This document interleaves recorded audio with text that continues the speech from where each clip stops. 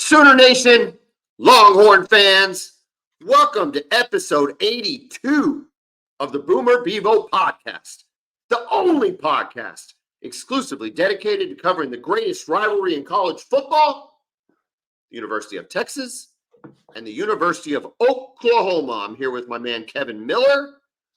I am John Whitson. Kevin, people that don't understand sports and the reasons why people like you and I love sports, and especially college football, and especially the University of Oklahoma and the University of Texas, I don't think they realize what those things really mean to us as sports fans. Does that make sense? Makes perfect sense. So I have a neighbor next door, and her dad was diagnosed with end-stage cancer over the summer. Okay. Oh, wow. Yeah. And this past week, they were given word that it was at the very end, like hospice is coming in, family needs to be around him, whatever the case may be, right? This past week. And so they get out there to Eakley, Oklahoma, which is just out in the middle of nowhere, right? And, you know, they're making plans like who's going to the game on Saturday. We got tickets. Are we going to go? We're going to go. Well, the dad turns to his daughter and says, my neighbor, and says, hey, do you think you could just stay with me and watch this ball game? And of course she said yes, right? I would love to say it. That's what I want to do. I want to stay here and watch this ball game. And so they watch the ball game together, right? People are in and out, but they're together watching the ball game. She said he was completely lucid. He was in the game, yelling at everybody, yelling at Zach Schmidt, missing field goals, cheering when Nick Anderson scoring touchdowns, right? He was in it. She was like, I hadn't seen him feel that good in over a couple weeks. And it was really powerful to spend that time together. And then, of course, that evening, things kind of go south. And by Sunday morning, he had passed away. Wow. And I say that to say, last day. That's what I'm saying. I said, and it meant when she told me the story, I was really because his last moments that he's going to remember, and I don't know what happens. We don't know what happens, but with your daughter watching an OU game, getting to bond like that, and for her to take those last memories of being with her dad and getting to bond and spend that time over an OU game, Oklahoma football, Texas football, whatever you put your school in, it doesn't matter. It unites generations. It bridges gaps. It allows people from different backgrounds, different circumstances, and different ages to have something to kind of bond with. And so I heard that story, and there's this thing that goes on with me. Anytime Sports Center runs something sad or My Wish comes on ESPN, you know what I'm talking about. It's called me and a buddy of mine. We text back and forth. We call it sports tears, right? Those are sports tears because they kind of they tug at you. Oh yeah, well, sure. When my neighbor told me about this story, it just gave me sports tears, and I felt the need to share it because it just I thought it was so cool that the one thing he wanted to do was spend time with her and watch the OU Sooners. So yeah, well, sorry for the loss to your neighbor. Sorry for the loss. But yeah, if that's going to be your last day on earth, right? You get to spend it doing what you love. Absolutely. There's always comfort in that. So, sure. Ron Subia, you were Sooner born, Sooner bred, and rest in peace. So anyway, that's what sports means to me. I just wanted to say it. I just wanted to get out there. I hope that wasn't too weird. Not at all, man. Come on. All right. Transitioning to some football, and what gets people all excited so that when they're on their deathbed, they can watch it and be fired up about it is stuff like signing 5-star Ryan Wingo to the University of Texas. What do you feel about this? You fired up? Yeah. Happy Wingo Wednesday, man. Yeah, we're really fired up. Look, this is a 5-star kid from St. Louis, wide receiver, came down to Texas and Missouri. Word had gotten out over the last week. We all thought he was going to Missouri. He was going to choose Missouri, right? I think most writers who cover Texas had conceded that they thought Missouri was going to be the pick. So I don't know what happened over the last few days, but he ended up picking Texas, and I am excited about it. Can never have too many 5-stars, and that is a position of need because we potentially lose Xavier Worthy, A.D. Mitchell, and Jordan Whittington. So our 3 starting receivers from this year could be gone. Is he an instant contributor? Will he play right away? Yes, absolutely. He is absolutely a day one contributor, potentially a day one starter. Um, this is just me, and I'm going to try to put a silver lining around you guys signing a 5-star. All right. Here's the silver lining around you guys signing a 5-star is by Missouri not signing another 5-star. Does that increase the chances of Williams Nwaneri potentially thinking about decommitting from Missouri? Maybe. Why not? Why not? You know, and it's interesting because the thing about it is we thought Texas had him a while ago, but with the season that Missouri was having, and the fact that their receiver Luther Burden had looked outstanding so far, former OU commit, by the way, Luther Burden, Yep. has been playing so well, it just was making sense. It was all lining up perfectly for Missouri, but I'm glad we were able to win out. Hopefully we can hold on to his commitment, right? Because nothing's official until National Signing Day. I'll never forget in 2019 when Oklahoma signed 3 5-star wide receivers. Man, did not work out at all. No, For it all 3 didn't. of them. I saw Lincoln Riley at a restaurant. You know, if you'll remember this, Kevin, it was a company party. Do you remember this at Jones Assembly downtown? Yeah, this was our holiday party. It was our holiday party. 2018? 2018. That's correct. 2018 going into 19. And so it was over the holidays. The early signing period had just occurred. And in walked Lincoln Riley and his wife with another OU sports head coach. I'm not going to name names. He doesn't need to be slandered at this time. This doesn't involve him. And but I made it a point of going over and congratulating Lincoln Riley on signing a great class. Everybody was fired up. He was very smug and very cocky about this. Funny side note about this. I knew his waitress. I went to grad school with his waitress at UCO. And so we're talking about it. I go, hey, I bet you were pretty fired up when you got to wait on Lincoln Riley because he probably left you a really big tip at Christmas time. And she was like, oh, you think so? Because it was a $300 tab and he left me $30. What do you think about that? Whoa, 10% tip? A 10% tip at Christmas at Jones Assembly? Are you kidding me? That's just, hey. Wow. You know what, dude? That was the first chink in the armor for me. Anyway, I digress. We got plenty of Lincoln Riley. Yeah, there's a lot of Lincoln Riley ammo. We got plenty of Lincoln Riley to talk about. Hey, Oklahoma's playing Kansas. Texas is hosting BYU. It's a pretty good game, so we want to get to those 2 games pretty quick. But we've got to start with a look around the country. In the early games, Florida State is at Wake Forest, 20.5-point favorite. I don't think Wake is the team to knock Florida State off, but I guess anything's possible. Indiana's at Penn State as they look to bounce back from a loss against Ohio State. I think they will. South Carolina at A&M. A&M is a 14-point favorite. I don't know if we're going to pick this game, but that line seems really interesting to me. Very, very interesting. I don't trust A&M with any kind of double-digit line. The only thing that makes sense about that is the fact that A&M does have a good defensive line, right?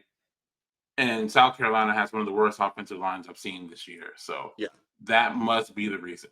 I don't think A&M loses this game, but I just don't trust them with a double-digit 2-touchdown line. But that is very interesting. But I don't think we're picking it because neither of these teams are ranked. So, you know. Houston's at K-State, 17.5 points. Interesting to see K-State be such a heavy favorite following Houston playing y'all so closely. My only thought is maybe they think that took a lot out of the Houston game, and it's on the road at K-State. K-State, again, 17.5-point favorite. West Virginia is at UCF. The UCF actually a 7-point favorite coming off a narrow loss to Oklahoma. Georgia and Florida. Florida is getting 14.5. The biggest cocktail party in the world. Is that what it was called? The world's largest outdoor cocktail party? World's largest outdoor cocktail party. That's correct. Yeah. Very interesting name. They try to compare it to the Red River Shootout. Man, it's not close. No. Shout out to those fans. Shout out to those schools, but come on, man. No, but they split it like in the like end zone. vertically or Yeah, it's put in long the end zone. ways. Yeah, it Yeah. starts at like halfway in the end zone. It's not the same, man. And Um, Jacksonville, come on. maybe one of the best pre-planned touchdown celebrations in college football. Do you remember that? Oh my goodness, absolutely. It was so good, dude.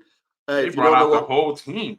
if you don't know what we're talking about, Georgia had struggled against Florida for a lot of years. I think Urban Meyer was still coaching, or maybe it was right after. Yeah, it was Urban Meyer. And Georgia scores a touchdown to go up 7-0, and Mark Richt unleashed his entire team on the touchdown celebration. Gladly took the 15-point penalty. You remember the big guy out there Oh dancing? yeah. Oh my god, Uh-huh. dude, it was so Yeah, they sent the good. whole team to go and taunt And taunt dude, the Florida bench. Georgia beat him down that game, dude. They Georgia did. beat him down. That was a lot of fun because that was a big deal knocking Florida off back then. Georgia's number one, getting 14 and a half. I think we're going to pick this game. This is Georgia's first test since Kentucky. I don't know. It's a neutral field, so we'll see. We can talk a little bit more about that when we pick it. There's two games between ranked opponents. First one's Oregon at Utah. Utah's getting 6.5. The winner stays alive in the Pac-12 race. You got to think Oregon has the upper hand in winning this game. I don't know about the spread necessarily, but Yeah, Oregon's you got to would win think this so, game, don't right? We they? keep rating on Utah to run out of luck, right? I mean, they lost to was at Oregon State, right? But they were able to withstand. They beat a good UCLA team. Obviously, we saw what they did to USC last week. But you have to think, man, Oregon with that running game and that defense, you'd have to think Oregon will handle business. Well, think of the way Bo Nix plays too. Bo Nix is playing Yeah, great. I mean, as much derided as that guy's been over his career, he is having a heck of a year this he year. really is. And Utah's a good defense. We've seen this. We know this. And it's at Utah, which is why I think the line's as low as it is at 6.5. This will probably be another game we pick. The other one between matched ranked opponents is Duke at Louisville. Is Riley Leonard out? I'm not sure, but he got that pretty bad looking injury. I think he kind of re-aggravated the injury he already had I against think Florida State. he must be out because Louisville's a 4-point favorite. And I think the only way they're a 4-point favorite is with him out. We can check on that. We need to pick that game. So when we go to pick that game, we'll check on that. If you'll check on that, Kevin, while I'm going through this, we'll know Absolutely. about it when we pick. Iowa State at Baylor. Baylor's a 2.5-point favorite. Virginia at Miami. Miami's a 19.5-point favorite. Mississippi State at Auburn. Auburn 6.5 points. This is an interesting game of note, Kevin. I tried really, really, really, really hard not to mention Lincoln Riley until we talked about this game, but alas, that was almost impossible. You can't resist. You soon just cannot resist. I try as hard as I can, and it's difficult. USC is at Cal. Cal is getting 10.5 points. I think the biggest question here is, Kevin, maybe you've got information on it. Maybe you got breaking news. Will Lincoln Riley be healthy enough to coach the game? I don't know, but missing 2 days of practice, that's very interesting, man. First, we were kind of laughing about it. Like, come on, man, missing the press conference with an illness. But for him to miss practice, it sounds like there may be something to this. I haven't heard anything specific, but very interesting. Um, but he was there today, right? I don't know. He was at practice today. Today's Honestly. Wednesday. I Was think he was he? at practice. Nothing says he wasn't. Um, uh, we talked about this on our Sunday recap about not letting players speak to the media. And then he misses his coach's show on Monday for being sick. And then he obviously misses the press conference that is held every Tuesday because he is sick. Kevin, are you willing to acknowledge that there is a high probability that his illness is what is classically known as loser's limp? Or do you think indeed he was suffering from a severe enough malady to keep a coach making $10 million a year from at least at a minimum holding a Zoom press conference? What are your thoughts? Okay, I thought that may have been the case, right? But Loser's limp? yes, but when you miss practice, there's no way he's missing practice unless there's something legitimate going on. Coaches don't miss practice. Um, I just looked it up. ESPN had an article, and the headline from the article says USC coach Riley back at practice being treated for pneumonia. Well, I can tell you this in all seriousness. I did have pneumonia last year over Thanksgiving, and it really, really sucks. I would have been able to hold a press conference. I don't know. Maybe I'm just mentally and physically stronger than Lincoln Riley, which is probably likely. But it does suck. It does suck. But I'm telling you what, dude, it's awfully convenient. It is awfully convenient. My issue is, not having the players available for the media after the game, right? I mean, Caleb Williams can handle that. He can handle going in front of the media. That's my issue. You can't alienate the media in Los Angeles. You just can't do it. It's Los Angeles. You really shouldn't do it anywhere. You shouldn't even do it in Norman, right? You shouldn't do it. I know he did it. He did it there too, right? He did not have a great relationship with a lot of the beat writers and the reporters here in Oklahoma, but you certainly cannot do that. No. In Los Angeles. So we're gonna have to figure something out, because you can't be in Hollywood and not have a relationship with the media. That's not how it works, and they're not going to accept it there. One of Colin Cowherd's early takes on Lincoln Riley had to do with USC coaching job in general. And his take was, and I think his take actually makes sense. Just unfortunately for him, Lincoln Riley was the wrong example. But his take was that the USC head coach has to almost be like a pro coach, right? They have to understand that they're not going to be able to control everything, right? It's LA, it's the LA market, it's star power, it's people on the sidelines, it's hot, especially with these NIL deals. It's going to be kids that are making a lot of money. It needs to be a coach that doesn't have an ego and is not afraid of the media, but is also not afraid to work with the media, whatever the case may be, right? And he to juxtapose that, he said, you look at Nick Saban and Kirby Smart, and you could throw Brent Venables in there. They're in Tuscaloosa, Alabama, and Athens, Georgia, and Norman, Oklahoma. You can control the media. People look up to you. People protect you. People do all. Can't do that in LA. No. LA is not that kind of environment. He was trying to make the point that Riley would be the guy that could handle that, similar to like a Pete Carroll. Dude, that's not the case. No. Lincoln Riley is a narcissist. He is not in any position to handle the media in the same way a Pete Carroll could. Pete Carroll just let that stuff roll off his back. He didn't care what they said. None of it bothered him. Think about this. Every practice was open to the media, all of it. Now, no coach does that nowadays, right? He just didn't care. Yeah, come on out. Come see what we're doing. Come write about our guys. And I'll tell you the difference between USC. The difference between Pete Carroll, though, and Lincoln Riley is Pete Carroll's a defensive coach. People want to always forget that. His roots are defensive. He recruited very well defensively. They were very good defensive teams in the early 2000s. Yes, they had Reggie Bush. Yes, they had Matt Leinart. But they were really good defensively. Lincoln Riley has none of that. Alex Grinch is terrible. USC at Cal. I think USC wins this game. I mean, I don't want to be like an idiot and say, oh, well, I think Cal wins. But would anything surprise you at this point? Not really. Not really. I mean, like I said, I would be a little surprised if they lost this game, right? But you just never know, man. They've got to reel this thing in before the wheels fall off, because the schedule only gets harder. They still got Oregon and Washington left. And UCLA. So Washington, speaking of Washington, they're at Stanford. They are a 26.5-point favorite, which is interesting because they only scored 15 last week. Does the Washington offense bounce back? Does Michael Penix Jr. get fully back into the Heisman race against Stanford? So. I think so, man. They were due for a bit of a letdown after that incredibly emotional win they had over Oregon, right? They were due for a little bit of a letdown performance. I think it was a good win for them. The performance wasn't great, but to make a play like that, pick six, just get the job done. Kind of like what we saw from OU last week against Central Florida, right? It's not a pretty win, but at this point, it's a culture win, right? You win the game. That you didn't play your best, you found a way to win the game. At the end of the day, right? You guys, Washington wins a national championship. No one's going to be like, oh, well, you almost lost to Arizona State.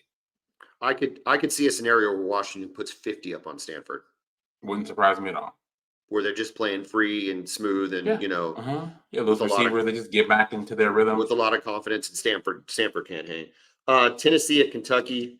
Kentucky's getting 3.5 at home. I don't know. Josh Heupel is coming off of that Alabama loss. I don't know that I trust him in that spot. Kentucky is still a good team. They're at home. Tennessee's not nearly as good as we thought they were. That might be a game we pick. Keep that on your radar, Kevin. Ohio State at Wisconsin. I think everybody wishes this game was going to be a little better, but Wisconsin just hasn't gotten back to where they've been in the past. Wisconsin's getting 14.5 at home. We haven't talked a lot about Colorado since that big loss. I guess they had a bye week last week. Colorado's at UCLA. UCLA is a 17-point favorite. How do you think Coach Prime does in his first game back after giving up 29 points in the second half? Well, I mean, again, I think that's a well-coached football team, but man, they're just not good in the trenches, and that's why this line is so high. UCLA has a really good defense, and that defensive line is good. And the Latu kid is a likely first-round pick in the draft coming up. So, man, they don't have anybody that can block this dude, that can protect Shedeur Sanders against that line. That's why this thing is so high. So again, they'll be in the game. They'll make plays offensively, but right now, I mean, they just are what they are. Yeah, a team with a few explosive weapons on the outside, but they are completely overmatched on both lines of scrimmage. Vandy at number 12, Ole Miss. Ole Miss 24.5 points. North Carolina's at Georgia Tech. Georgia Tech's getting 11. Washington State at Arizona State. Washington State's a 6-point favorite. Cincinnati at Oklahoma State. Oklahoma State is a 7.5-point favorite. I tell you, dude, with each successive week, Oklahoma State makes me more and more nervous. Their big running back looks bigger and bigger and bigger every time I see him on TV. Bowman doesn't particularly scare me. I'm not worried about what is it, Alan Bowman? Alan I'm not worried about Alan Bowman. Yeah. He's competent. He's competent, he's fine. But he's not. Yeah. He's not going to run around on you and make a lot of plays. No, Ollie Gordon is what makes that offense go. Gordon, dude, he is, and is he a true freshman? No, he was there last year. Oh, why hasn't he played before, man? I have no really idea. good. I said it last year.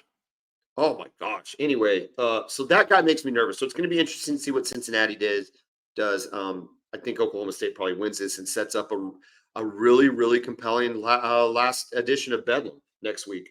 Oregon State's at Arizona. Oregon State's a 3.5-point favorite. Air Force, still in the top 25 at number 19, is at Colorado State, where they're a 13-point favorite. Tulane is at Rice. Tulane, still a 22nd ranked team, is a 10.5-point favorite. And then Old Dominion at number 25, James Madison, is a 20-point underdog. Here's the deal with teams like James Madison and Air Force. Isn't it just weird to hear those teams in the top 25? It just seems odd. Yeah. And we see them, like, beating teams like Virginia Tech and stuff. It's crazy. When I see James Madison, I can't help but think of them being like a 14 seed in the NCAA. I was just going to say that. You think about some team that upsets a 2 seed in the first round of the tournament.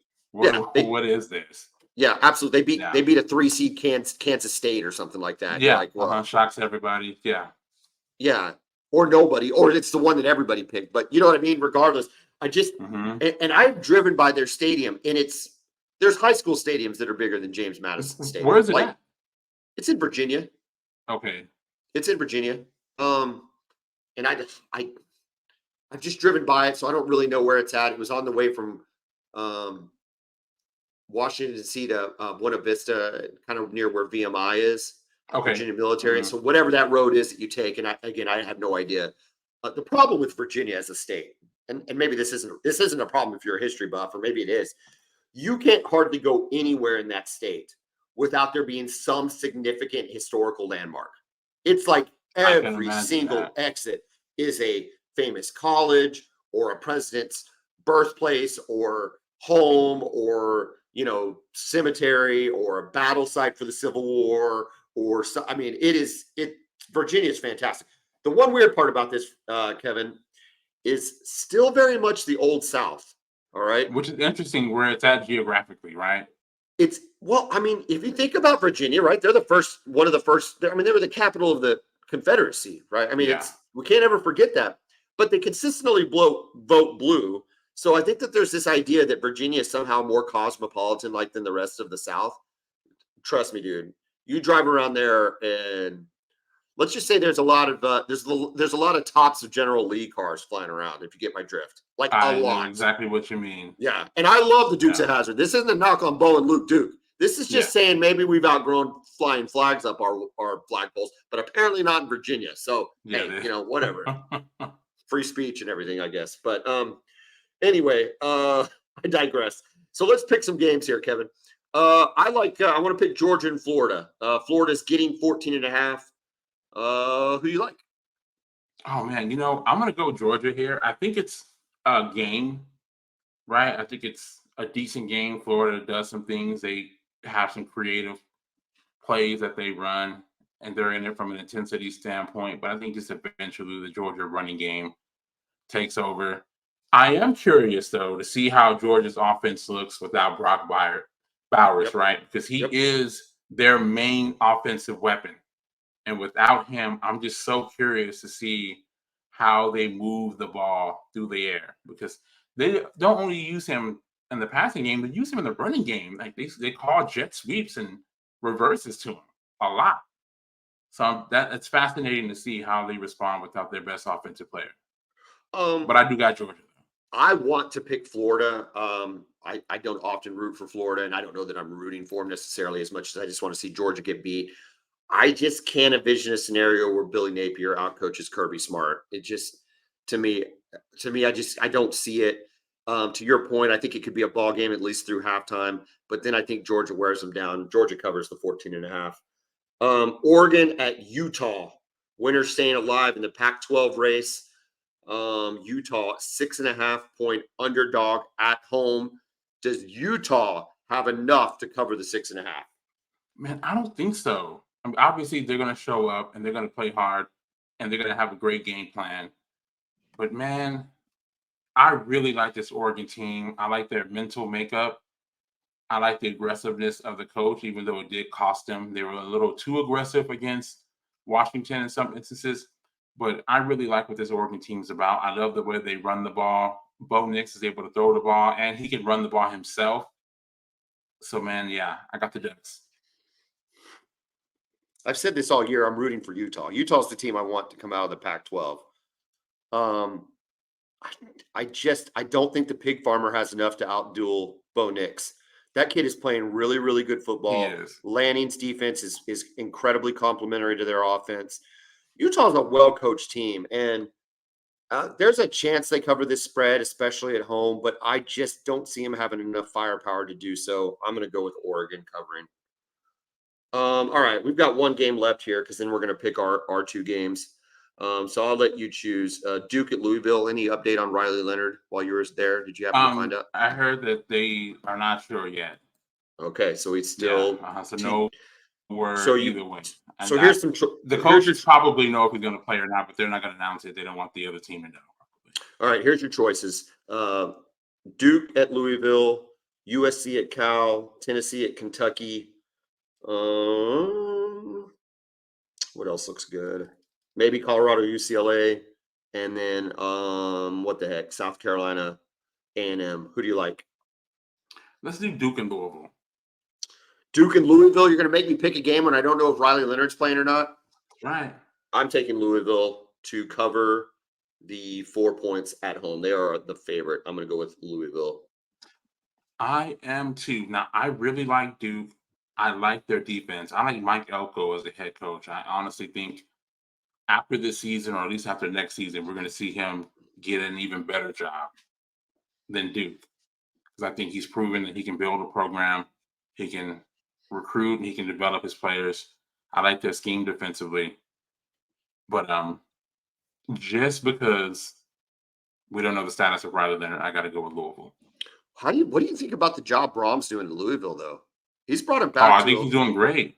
a high level of. And it's good for him too. Good for that whole program, right? This is a Louisville guy. Yeah. Jeff Brom, his brother Brian Brom, was a big time recruit in the early 2000s. Had a pretty good career there. Played in the NFL for a bit.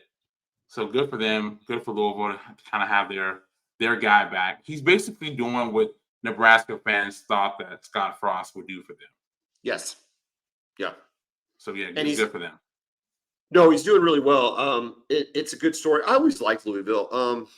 Petrino always kind of made it hard, but I didn't mind. I like Papa John Stadium. It seemed like the games were always really exciting there, kind of in the early 2010s. Am I Yeah, thinking of the right time frame? you are. You are. Yeah, they'd Yeah, have those random Thursday night games. They'd come random out and third, and upset somebody. they beat Miami or something, and it Yeah, would be beat like, Florida State a couple times. yeah, it'd be super fun. I didn't mind Miami, Louisville back in the day. So anyway, we're gonna go with Louisville.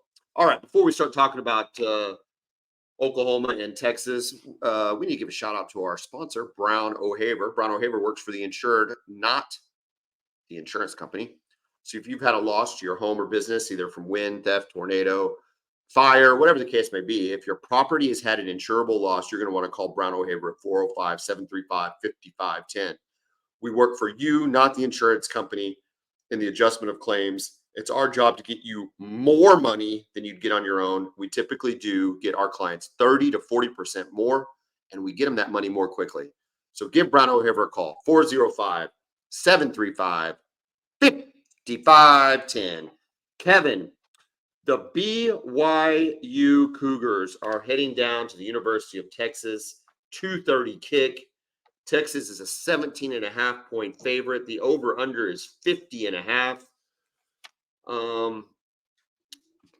Recent history against BYU, not favorable for the University of Texas. Taysom Hill still in your dreams and your nightmares.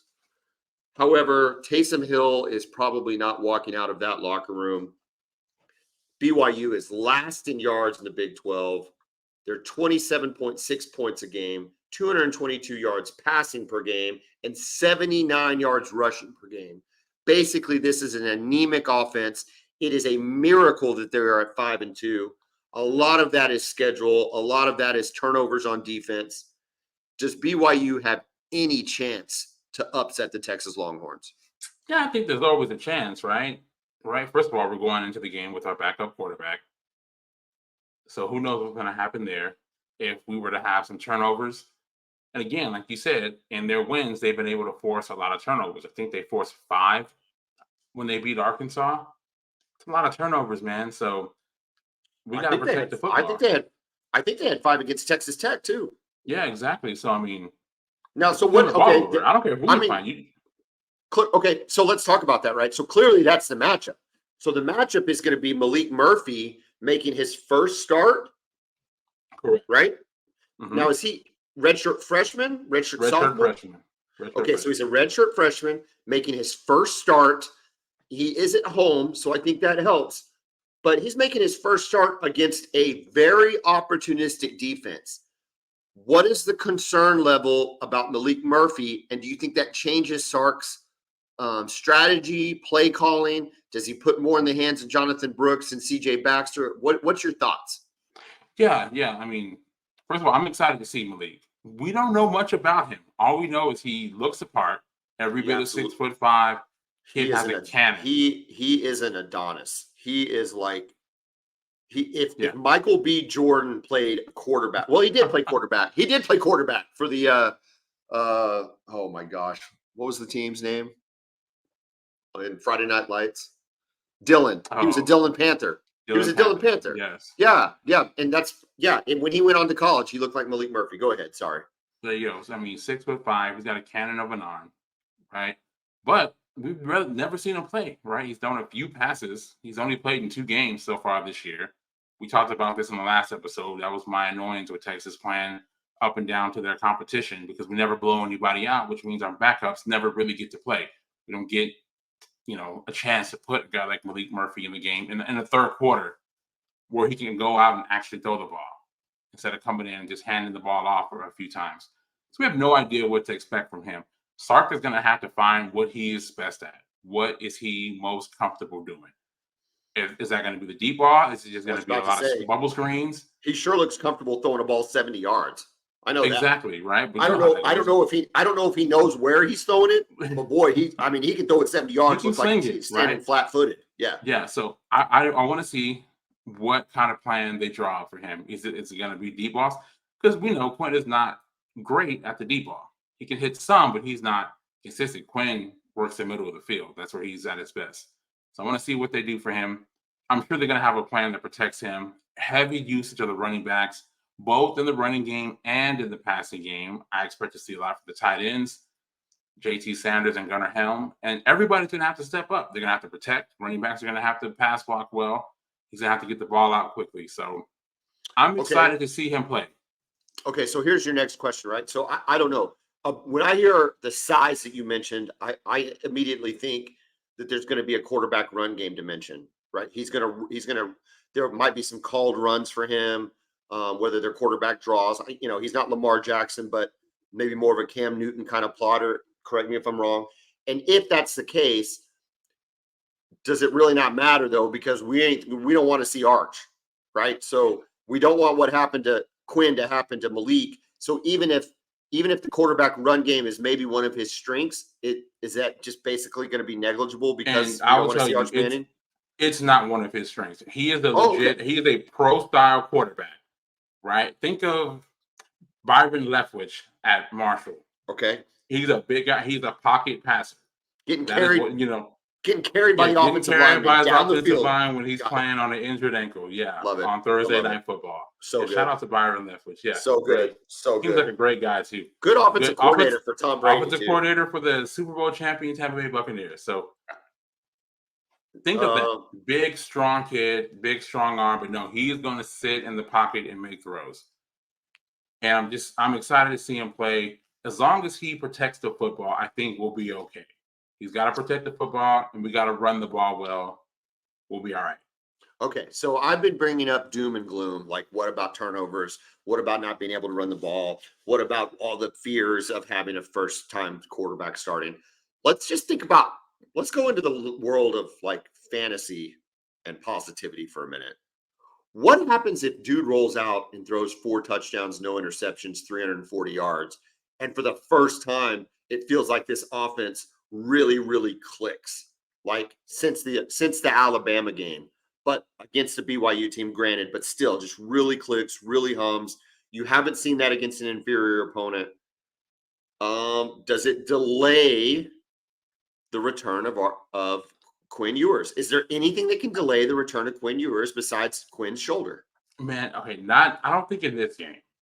Now, next week against K-State, because honestly, I don't expect to see Quinn for like the next real quick, everybody.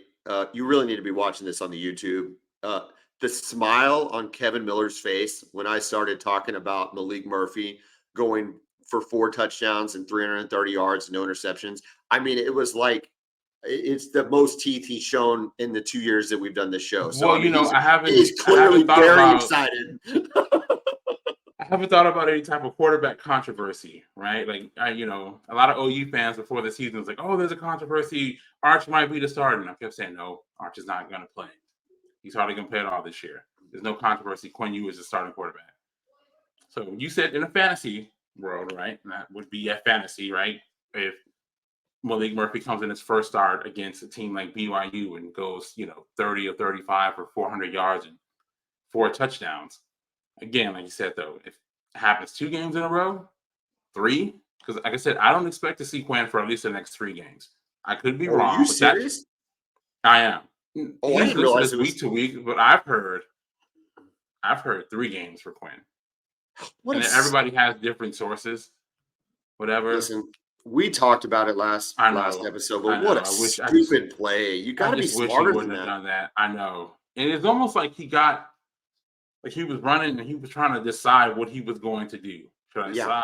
And then he just kind of got frozen and just kind of leaned forward right into a 6'4", 250-pound linebacker.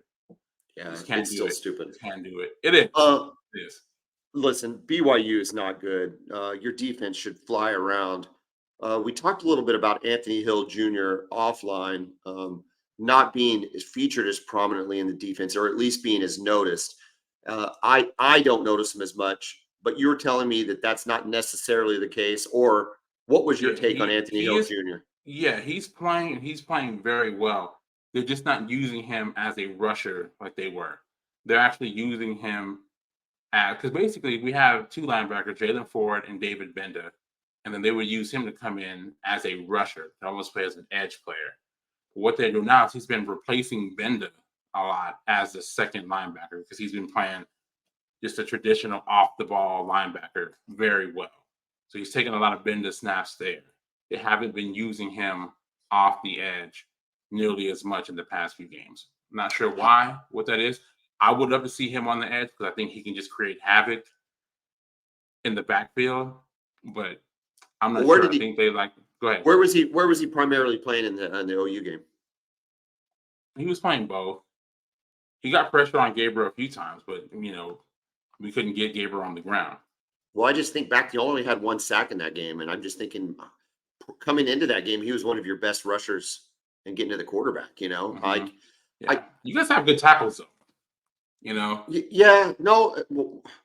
Well, listen, they look a whole lot better after the Texas game than we thought. But yeah, no, we're pretty happy with them. But I don't know. It's just like, you have such a dynamic player. You kind of want to see him. We talked about right? We did. We talked about him all season. Yeah, and when we talked about, I like him being unleashed. I like him getting after the quarterback because when we talked about dynamic. Well, we talked about him in comparison with PJ at a bar, and we were even using the Micah Parsons comparison to both of those players, which just says that position is so critical to disrupting an offense. And to see them take him off of that, which he did really well, is that because Benda is not any good playing linebacker, or did they literally have another edge rusher that they like better than Anthony Hill Jr.? Like, I don't understand the rationale. We don't have a better guy getting after the quarterback than he can. No way. So how can that be? How can that be more important than him playing off the ball linebacker? Like, I'm not sure. I'm not sure what Pete Wisconsin is thinking there. Right? He's good against the run. He's been okay in coverage. My concern with our defense is how we've been allowing those crossing routes. Right? You saw it against OU. Wouldn't that speak to him in the linebacker spot though? Maybe he's not great in coverage. It's a zone thing, right? And it's weird because they're getting kind of caught in between two things, like a pick your poison type deal. So teams are exploiting that, especially when teams have a mobile quarterback. So we faced a mobile quarterback the last 2 games. Donovan Smith for Houston, and then, of course, Dylan Gabriel. And, they got concerned on that last drive against OU with Gabriel running the ball. So they were spying in, kind of keying in on him, and they got beat from behind on those crossing routes. When he'd step up in the pocket is when they would come forward, and that's when we were dumping it over to Stoops. Yeah, that's correct. And same thing. Houston did the same thing with Donovan Smith. Donovan Smith really hurt Texas in the running game last year when he was at Texas Tech. Right, he was their quarterback when they beat Texas. He really hurt us running the football, especially on 3rd down. He was running for 12. It'd be 3rd and 10, he'll get 12. 3rd and 6, he gets 7. So they're really keen on him running the ball. And if you look at it, they were fine with that.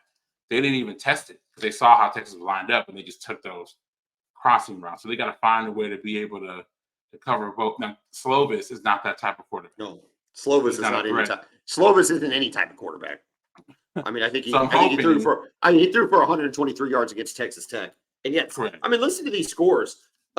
Okay, yeah. So they beat Sam Houston was a terrible score. It was like 14-10, and we were like, oh, they're terrible. Then they beat a Southern Utah team. Not whatever. That doesn't matter. But listen to the 3 wins that they do have. Okay, Arkansas, Cincinnati, and Texas Tech. When you just hear those names, those are not the worst teams in the world. Not at all. No, they're not the worst teams in the world, right? They beat Arkansas 38-31 at Arkansas. They put up 38 points.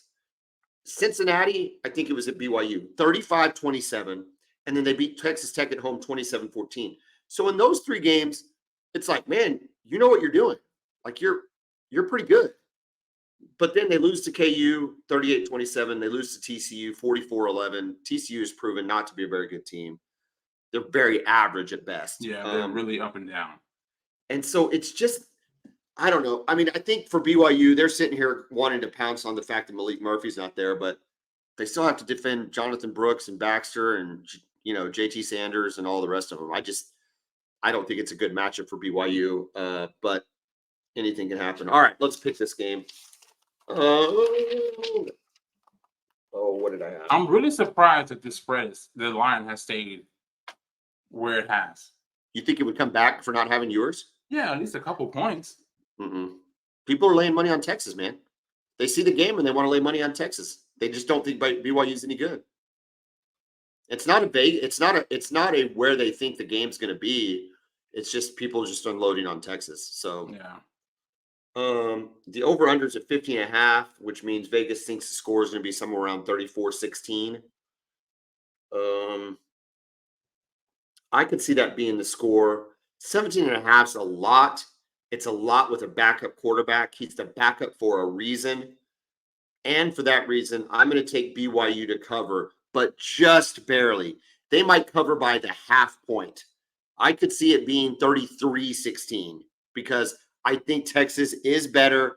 I think they're 2 touchdowns better. I just don't think that they are going to cover the 17.5. But this is not to say Texas doesn't win convincingly against BYU, but BYU does cover the 17.5.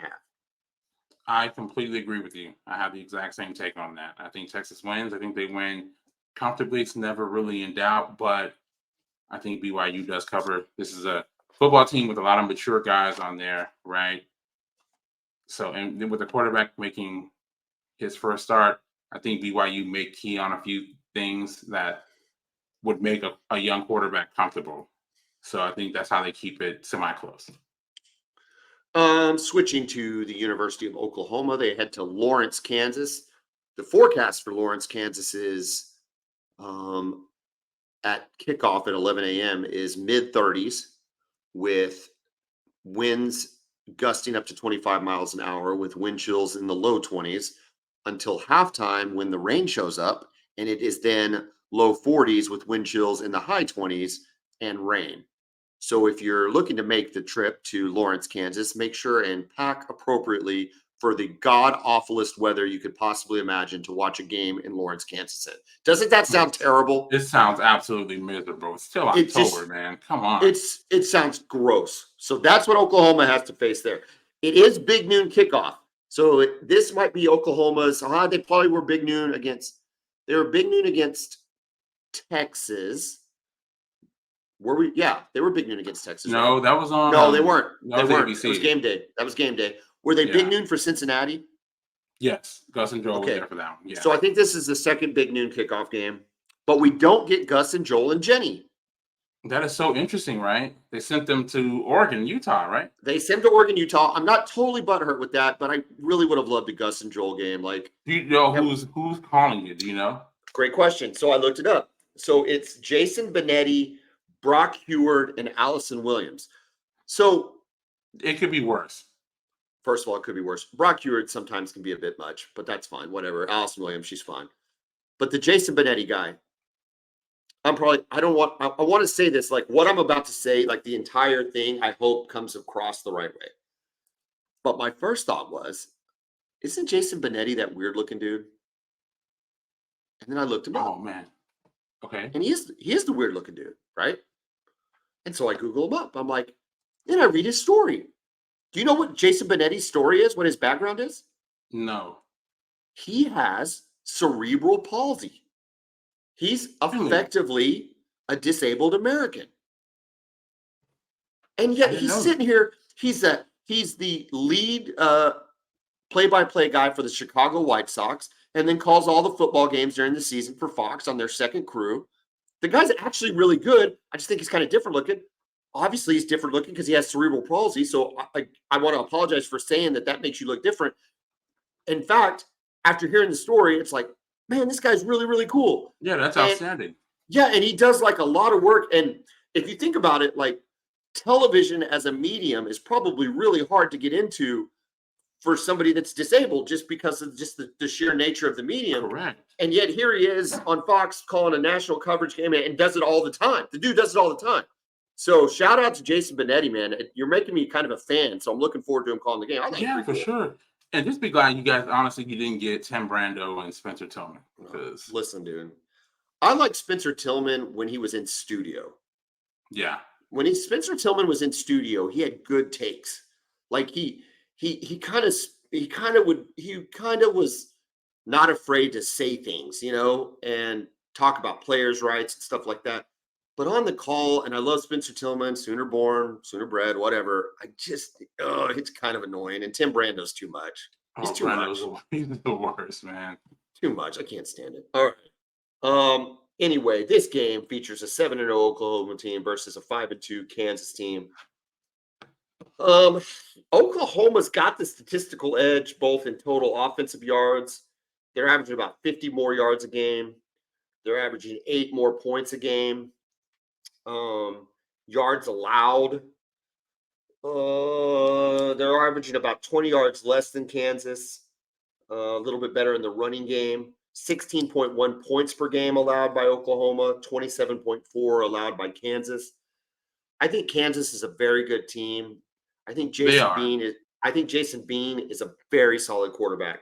65% completion percentage on the year, averaging 9.6 yards per completion, 9 touchdowns, 2 interceptions. And to be called into duty when he was against Texas put him at a really big disadvantage.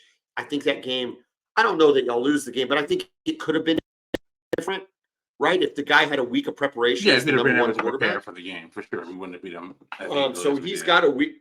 Yeah, so he's got a week to prepare for this one. I think he's pretty good. Devin Neal, really good running back. 2 really good running backs. He's got 659 yards on the year, 7.3 yards per carry, 6 touchdowns.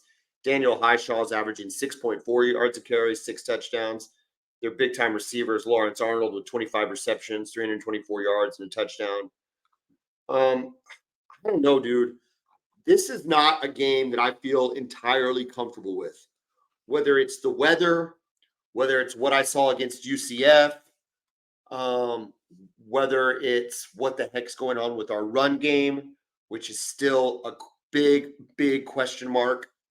We saw a glimmer of hope from Gavin Sawchuk in the fourth quarter against UCF. If we could see more of that, I'd feel better. Hopefully, Tawee Walker's back playing and he hasn't pissed off DeMarco Murray in a team meeting or whatever the heck happened. But this just falls in a very interesting spot. And it also falls a week before we play Oklahoma State in the last Bedlam game. I really hope this isn't a team that Oklahoma is overlooking. I hope that UCF was that team and Kansas is not that team. Yeah, I mean, look, you guys are a much better team than Kansas, right?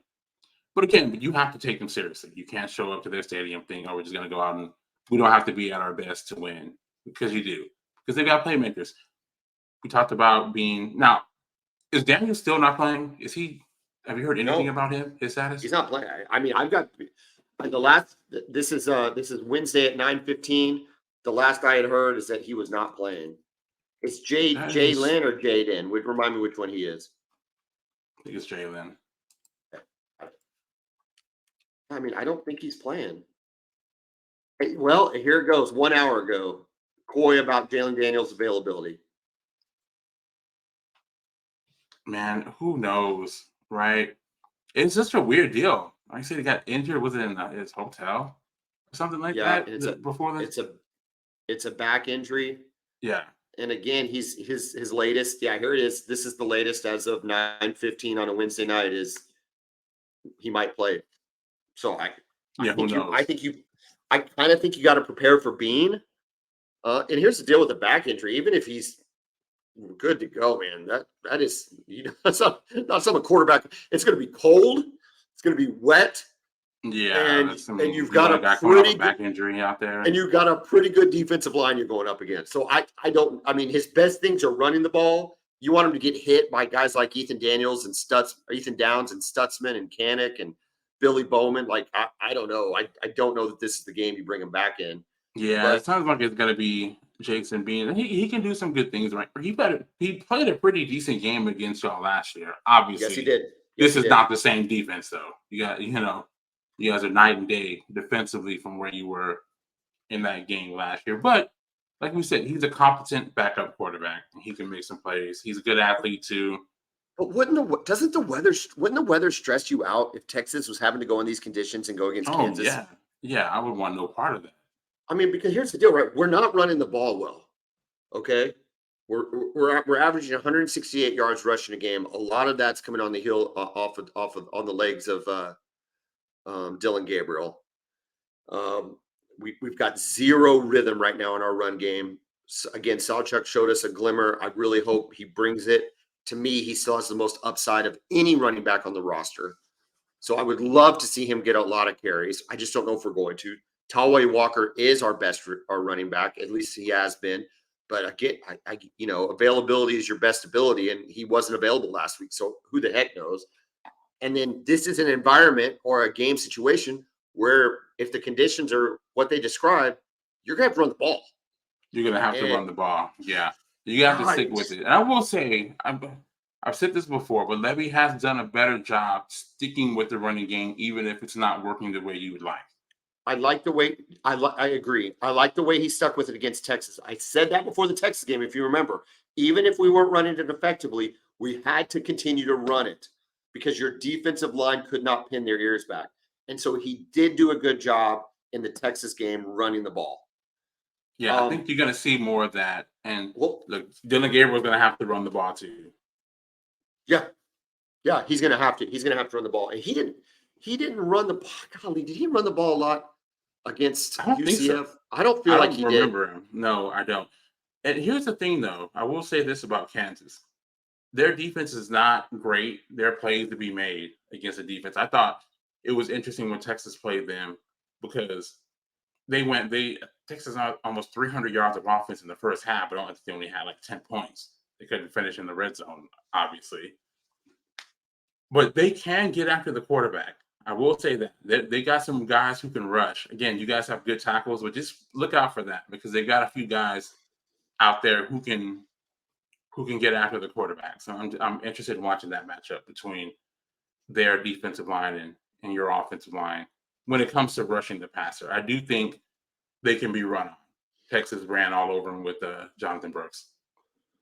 Well, I hope you're right, and that is the matchup on the defensive side. It's their run game. I mean, I think Jason Bean's a pretty good quarterback, but I don't think his arm is going to beat us. I think it's going to be Devin Neal and Daniel Highshaw. If they average 7.3 and 6.4 respectively against us, if Stutzman and Koenig don't have a really big game, and the defensive line gets after it and creates some tackles for loss, that could be a very big determining factor in Kansas's upset bid. Because if they run the ball really well in these conditions and we don't, and they keep the ball out of our hands and keep us off the field, kind of that old formula that's always been the case for Oklahoma. And really, let's face it, it's the case for anybody, right? You keep the ball, they don't have the ball. Like that's some kind of brilliant strategy. But if they do, if they're able to, negotiate that and make that happen and get Devin Neal some running room, it could be a long day. I don't know. The line seems about right to me. What did I have? Did I have it at 10, 10 and a half? I think it's 10 or 10 and a half. And I want to see Highshaw, right? I mean, a kid from Moore, Oklahoma. I'm sure, like most kids in this state, he dreamed of playing for OU.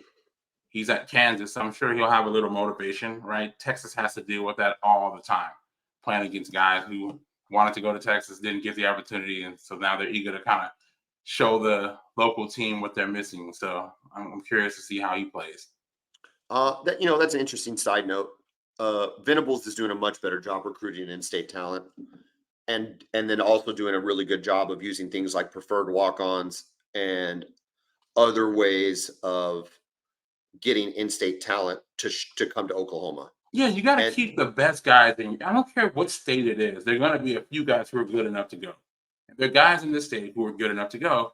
You can't have guys going to Ohio State, Josh Proctor, Dax Hill, going to Michigan. That can't happen if you're Oklahoma. The kid from Tulsa, I forget the kid's name, who went to Oregon. Right now, you got to keep those guys in state.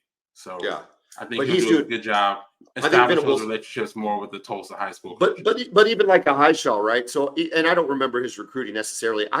But the problem back in the day was Lincoln wasn't even offering kids, that were on the fringes in Oklahoma. It was like beneath him to think about it. Whereas Venables is doing a really good job of saying, hey, dude, listen, we want you to come to Oklahoma. You want to come to Oklahoma. This is your best opportunity. It's a preferred walk-on. We get you in here. If you demonstrate your ability to play, you're on the team. Giving him every opportunity to make the team and keep him from going to a place like Kansas where he does play with a super big chip on his shoulder, and you hope the guy doesn't run for 200 yards. Speaking of Michigan real quick, you brought up Dax Hill. We didn't talk about this. We need to pick the Oklahoma game. But before we do that, really quick, the cheating allegations at Michigan have gotten more serious. Here's my take on it though, is if these are true, they have to do something about it this year. Correct. This year. Correct. Because what are they going to do? Like vacate a national championship? Who the hell cares about a vacated It means nothing. Yeah, like I hear sometimes people say, "Oh, USC like the 05 or the 04 national championship didn't count." Well, I know what I saw that day. Yeah, we all know. Yeah, Right. we all know what we saw, and it's Reggie Bush won the Heisman. Like, stop. Like, Correct. So if there's truly a widespread belief and there's some proof and everybody kind of and I think the only person that can do it's the Big Ten, right? I don't know that the NCAA has the power to make a decision that quick. I'm not sure. And what do you do? Like, how do you punish them? I think the Big Ten has to suspend them from postseason play. Wow, can you imagine that? Well, I think it'd be terrible, but if that's what they're saying, if that's what they're I'm saying, not saying that they don't deserve it, but wow, can you imagine that though this season with the team that they have? That would be insane. I'm not saying it's not right either, but if it was a lesser program, they would have. If it was a lesser program, they would have already done it. If it was Indiana or and I'm just using the Big Ten as the example. So, but if it was Indiana or Purdue or Minnesota and they had done that, they'd be like, "Oh, you're suspended from postseason play," meaning that they don't get to go play in the Lumberjack Bowl or some crap like that. But the team probably would have jumped in front of it and said, "Well, we're going to suspend ourselves. We're going to forfeit our right to play postseason football this season." But they've got it. But if this is the truth, like if I'm Ohio State, if I'm Penn State, I'm throwing a living fit, dude. I'm like, you're out of y'all's mind if you're going to let this guy play in our Big Ten championship game. Did you see the screenshot of the guy's kind of laminated sheet that had like the hand signals and kind of what they mean? I don't know if you saw that. No, is it pretty elaborate? Yeah, it's pretty elaborate. It's a whole it looks like a play sheet that a coach would carry. Look, dude, if you're not cheating, you're not trying. I get all that, but you got caught. Like, you got caught, man. Exactly. Life sucks, and he left a paper trail too. Buying tickets to all these games. It's like, come on, man. It's amateur hour here. Yeah, dude. It's like there's a what show is it? It's on HBO Max. I guess it's just Max now for those that are sticklers. But on Max, there's the Plumbers or the White House I've Plumbers. heard about that. Yeah. Yeah, and it's the bumbling crooks of Watergate. I mean, they are just beyond stupid, and it's Woody Harrelson, who's just fantastic actor. White Man Can't Jump. Love that guy. You know what I'm talking about. Yeah. And he was so good in that. He was so good in it, and it's what it reminds me of, right? Just a complete and total ineptitude. And it's like if you're going to cheat, like at least be good at it. So that's. But again, though, if I'm Ohio State or Penn State, I'm saying, guys, what are we doing? Hey, they shouldn't be allowed to play for the Big Ten championship. Like they shouldn't be allowed to play for the Big Ten championship. So did you see there was kind of an article about Venables being when he was at Clemson being accused of stealing signals. Now they didn't go into. I don't know. Did you see that? I have not. I need to check this out. Yeah. Again, if you're not cheating, you're not trying. I don't. Correct. They're all trying. I mean, the reason people are holding up the big curtains and they have multiple signs, and the reason you have signs to begin with instead of just say pass to JT Sanders, right, is because you don't want them to know you're going to pass. So it's like this is as old as time. But what Michigan was doing was a little out of bounds. All right, back to Oklahoma. It's a 10-point It's a 10-point spread. 65 is the over and under. That means Vegas thinks the score is going to be around 38-28. Oklahoma, up until last week, had covered the spread on every game. So they were 6-0 covering the spread going into last week. They failed me miserably. I think they get back on the track. I think they cover the 10. But like the Texas game, I think it's like 38-27. I think they cover it by 1 point. Like I don't feel like they're blowing Kansas out, but I do think that they're a better team. I think they do win the game. I think it's lower. I would take the under, especially with the conditions, but I'm taking Oklahoma to cover the 10. Yeah, I think Kansas will hit a couple big plays, but I think overall you guys will play really well defensively. Right? They've got dudes. They've got Bean who can make some things happen running and throwing the ball. Neal, Highshaw. They'll hit a couple big plays that you won't like. But I think OU wins, and I think y'all cover. Kevin, it's shaping up to be a pretty nice little Saturday, and I'm excited to watch some good games. Um, any final thoughts before we close this episode out? Man, just kind of what we talked about with Texas, man. I'm just really excited to see what Malik Murphy can do. It's a great opportunity for him. I'm going to miss Quinn Ewers because I know a lot of people, especially fans of OU, don't think that Quinn's very good. I think he's having a great season, 70% completion percentage, barely turning the ball over at all. So, but it's a He great had three. opportunity for him. He had 3 He did. turnovers. He had 3 turnovers about 3 weeks ago. I don't know. He Maybe you did. forgot. Yeah. 2.5 But weeks I ago, he mean, had 3 turnovers. Yeah, he he threw 2 did. interceptions in the first quarter, That's credit and then to he your had, defense, though, and then he more had a than him. fumble, and then he had a He fumble. did. Only one incompletion in the second half. He was really good. What was the score? Yeah. It's 34-30. That's right. Yeah. He lit up that defense, though. Listen, it's always exciting to watch your backup quarterback, especially if you think he's going to be good, especially against a team like BYU. Like that's the perfect scenario to have your backup quarterback come in. Yeah, we're not rolling him out there in the Cotton Bowl. Well, you're not rolling him out in the Cotton Bowl.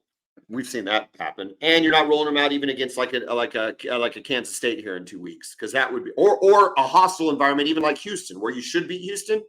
Roll him out in a hostile environment. He performed pretty well in that hostile environment when he got thrown in there, but a whole game of it would be, you're asking a lot of a backup quarterback. I think this is a pretty good opportunity for him. I think that there's a possibility he puts a little heat on Quinn, but that remains to be seen. As far as Oklahoma goes, this is a win. Just as a win and get the hell out of Lawrence situation with the way the weather's going to be, with the type of team Kansas is, they can make the game ugly. Win, get the heck out, and get ready for Bedlam. Yeah, it doesn't have to be pretty, right? Like we talked about on our last show, it's like just win the game, man. Just get the win, get out of there, and just move on to the next week. 100%. All right, dude. Hey, man, we went a little long tonight, but that's okay because football's fantastic. Kevin, have a great night. Boomer. Okay.